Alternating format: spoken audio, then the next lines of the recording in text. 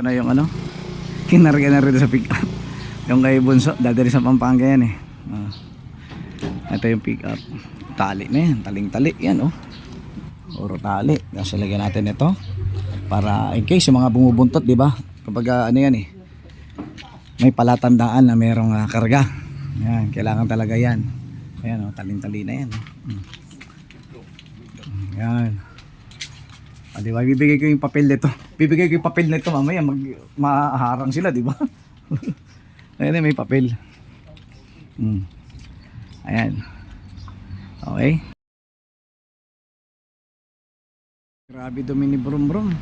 Pakarawas ko kaya kasi hindi ako makapaghugas doon. Nandun yung isang sasakyan. Oh, ang dumi.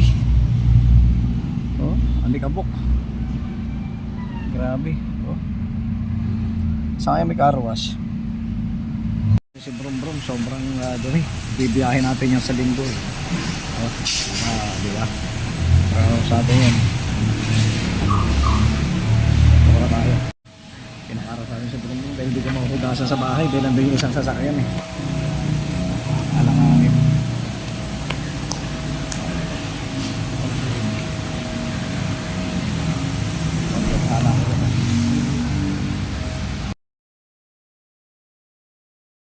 Hero. Bagong car wash, kintab ng mga gulong ko. Di ba? Mga tire black.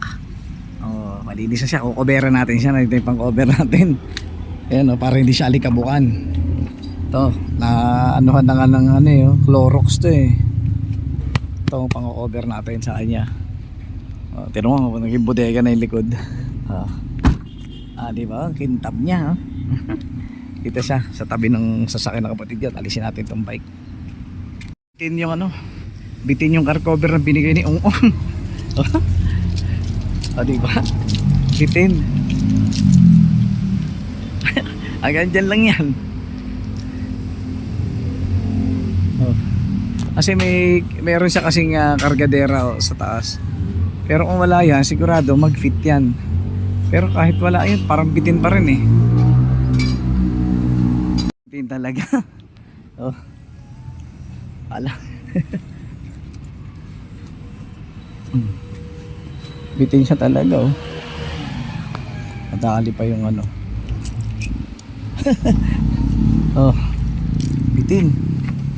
Hindi sumukol. Patabunan lang yung salamin, pwede na. Diba? Ito nga oh. Hanggang dyan lang yan. Diba? Oh. Pwede yan. Para madaling tanggalin sa ano, sa linggo na madaling araw.